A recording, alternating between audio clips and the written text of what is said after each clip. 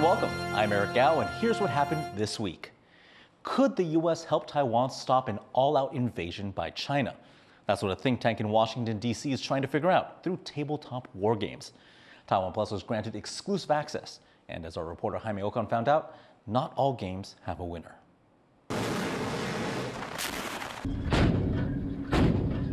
The year is 2026, and China has decided to invade Taiwan. That's the scenario in this war game being run by a think tank in Washington, D.C. For decades, Beijing has threatened to bring Taiwan under its control and hasn't ruled out a full-scale invasion to do so. That's why security officials and analysts use war games like this one to simulate different scenarios and see how a conflict could play out. But when we put this invasion scenario together, our argument was that this was not necessarily going to be the future, but because of the Chinese military buildup and its rhetoric, it was plausible to look at invasion. Mark Kansian's a retired colonel from the U.S. Marine Corps and one of the leads of this project. He says concerns over a possible war in the Taiwan Strait motivated him to develop this war game to provide insight on how to both prevent and prepare for a potential conflict. That there's tremendous interest in Taiwan and a possible U.S.-China conflict over Taiwan. So the opportunity to provide an analysis, a war game that could look at this in depth over many iterations, many different scenarios arose, and that's where this project came from. So the United States can use Kadena. There are 3 boards on the table, one that shows Chinese forces, one with a map of Taiwan, and another with U.S. and Japan forces.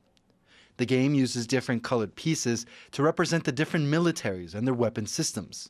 What you see here is a map of Taiwan, and the green units are the Taiwanese army. This is where they actually are. You can see that most of their combat power is up in the north, near the capital. The game is set up to align each military's pieces with its arsenal, and with a move from China, the game begins. Each turn or roll of the dice translates to just over 3 days of real-life conflict. In this demonstration, Mark and his team are playing out the base case scenario, or what they say is most likely to happen, and the simulation makes 4 assumptions. Number 1, China has decided to launch an all-out amphibious invasion. Number 2, Taiwan resists vigorously. Number 3, the U.S. intervenes immediately. And 4, Japan allows the U.S. to operate from bases within its territory. China is about to conduct one of the largest amphibious invasions in history. The attack starts with missile strikes on not just Taiwan, but also neighboring countries like Japan. Very often the Chinese will attack the Japanese on the first or second turn. When they see what's happening here, U.S. forces forward deployed, they'll attack then Kadena, and if they figure, well, okay, if we're going to go after Kadena, and if we're going to bring the Japanese into the war, we might as well go after their other bases and their ships also. The U.S. and Japan lose dozens of aircraft and a handful of ships, as many Japanese bases near Taiwan are targeted. After the pieces are moved and losses recorded, it's now Team U.S. and Japan's turn to make their move. Even with the U.S. caught off guard by the attack, it's still able to inflict a significant amount of damage to the invading Chinese force. Okay. So on the first turn, when the United States really isn't able to bring a lot of combat power to bear, they've still been able to sink 12 Chinese ships. 12, and with 3 more here, that comes out to be about 18. Okay. So the Chinese are taking a lot of casualties over time. During the next few turns, Team China manages to blockade Taiwan and lands troops on the southern beaches of Taiwan. They also sink a U.S. aircraft carrier and target more U.S. forces, but this time on the island of Guam, which is home to one of the largest U.S. military bases in the Western Pacific. It's a balancing act of having the presence, right, as a deterrent, but at the same time recognizing that, you know, if Guam isn't, you know, on the top of the target list, you know, then obviously we're not strategizing properly, but, you know, it is expected that Guam will get struck pretty early. In as little as 2 weeks, thousands of people have died and dozens of ships and aircraft from both sides have been destroyed. The team here has played this base case scenario dozens of times, and the results are usually the same. Our finding is that the United States and the coalition can maintain an autonomous and democratic Taiwan. So in that sense, they win. On the other hand, we note that this comes at very high cost. The United States loses hundreds of aircraft, dozens of ships. The Taiwanese infrastructure is wrecked. While the results are grim, the Wargame has revealed some important lessons on what the U.S. can do to better prepare itself. One of the most urgent tasks is speeding up delivery of U.S.-made weapon systems.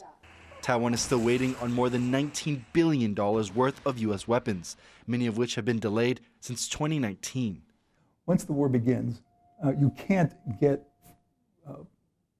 weapons and munitions into Taiwan, unlike in Ukraine. Like the Poland situation. Right. And with Ukraine, the war began. The United States and NATO and many other countries have been flowing weapons and munitions into Ukraine through Poland. What that means for Taiwan is that it has to have all of the weapons and munitions that it needs for at least the first month or two. While it is impossible to predict a war, the team at CSIS say that both the U.S. and Taiwan must be prepared for the worst-case scenario. And so as they continue their work, the focus is less on the results and more on the lesson that if this game becomes a reality, no one really wins. Devin Tai, Eric Tai, and Jaime Ocon for TaiwanPlus. Tensions between China and Taiwan are no laughing matter. But as reporter Reese Ayers discovers, a couple of comedians from either side of the strait are using comic relief to bridge the gap. Why did the Taiwanese comedian cross the strait? To tell jokes on the other side. That comedian was Vicky Wang. Interpreter by day, comic by night, Vicky cut her comedy teeth in Shanghai back in 2018. An unusual place to be starting out in an art form rooted in freedom of expression. So, before my very first open mic, I got a briefing about the 3 T's. So, talking about Tiananmen Square, Tibet, and obviously Taiwan, which always makes things kind of awkward, me being Taiwanese. But you learn from the get-go that there are really obvious red lines that you don't cross. Crossing those red lines in China can have serious consequences. In 2023, Chinese comic Li Hao's stage name House was detained in Beijing, and his management slapped with a hefty $2 million fine after satirizing a military slogan coined by President Xi Jinping during his set. And during the COVID-19 pandemic, one of Vicky's comedian friends was picked up by the police for posting comedy videos online, ridiculing China's lockdown policies. Vicky says increasing censorship of the arts in China is throttling creativity. It just felt like the lines were closing in on us and we didn't know where we could step anymore. I do get the sense that my friends are struggling. A lot of the comedians I know are thinking about trying to get out of China. But Vicky, now back in Taiwan, can say whatever she likes on stage and has taken her comedy to the next level, even opening for renowned Taiwanese-Japanese comedian Atsuko Okatsuka. Vicky tackles plenty of topics in her routine, from dating to feminism, but some of her best bits poke fun at her experiences as a Taiwanese person living in China. But the real sin of me for being a bad Taiwanese person is the fact that I lived the last 10 years in China. Oh. I know, I'm sorry.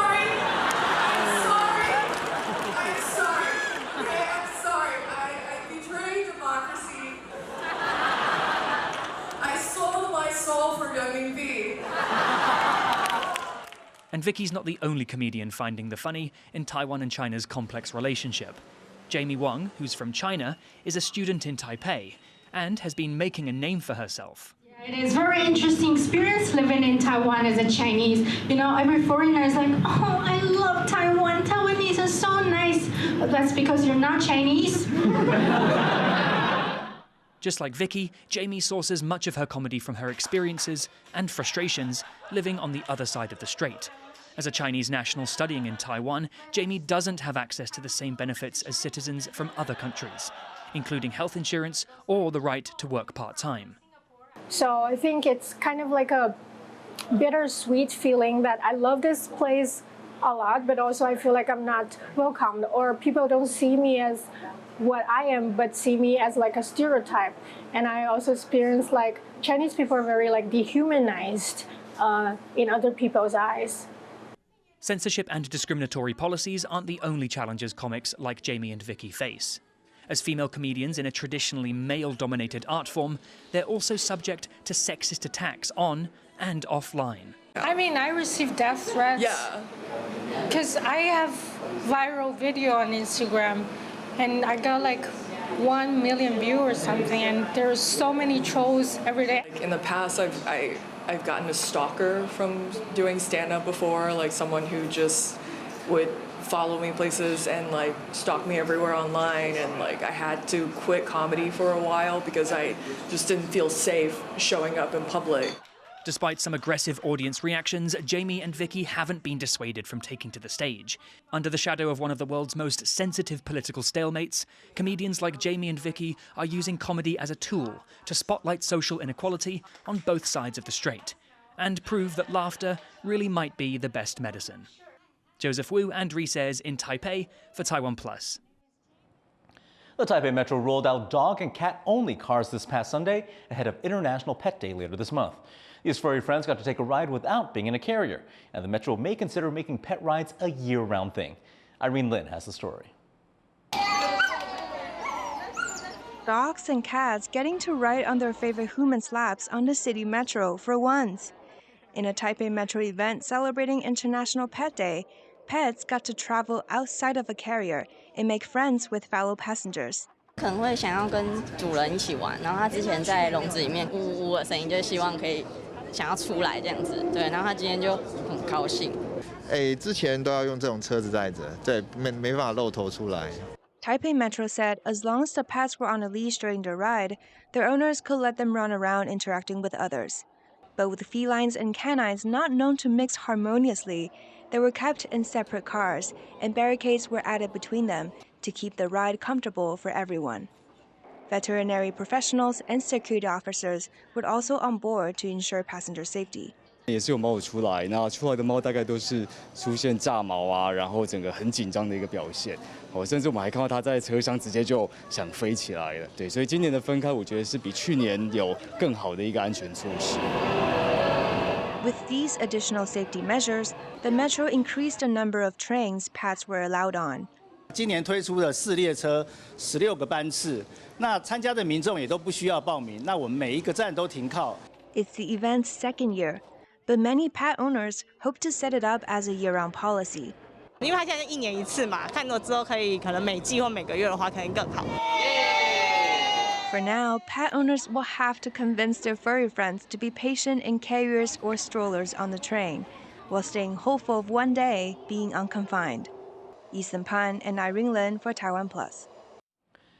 A hungry 7-meter whale shark has surprised fishers in waters off Taiwan's southeast coast. 好大的金鲨！我的天哪！ This giant fish reportedly stayed with the boat until the fishers ran out of bait to feed it, and then it swam away. Known here in Taiwan as the tofu shark, the government protects this docile endangered species. Now, Wednesday morning's 7.2 magnitude earthquake may have disrupted ocean ecosystems off Taiwan's east coast, which are some of the deepest waters in the world. Fishers say they often see rare sea animals appear after large quakes. Thanks for watching. Here's what happened. Finally, relax with these polar bear cubs at a zoo in Siberia, who were recently revealed to the public for the first time.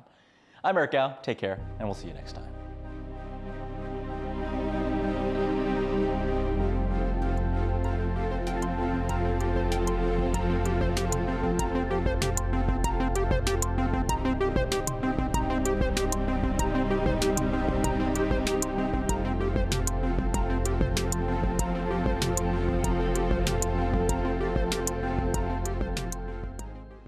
For more stories about Taiwan's fruits, follow TaiwanPlus on social media.